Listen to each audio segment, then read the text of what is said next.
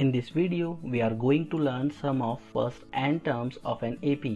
The formula is Sn is equal to n by 2 2a plus n minus 1 into d, or it can be written as n by 2 a plus l, where l is last term, or n by 2 a plus an. An is also known as last term, where n is equal to number of terms, a is equal to first term, d is common difference.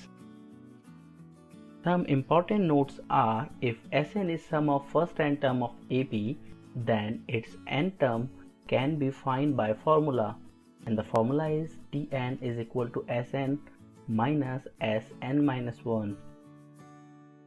If sum of terms of AP is given, then terms should be selected by the following ways.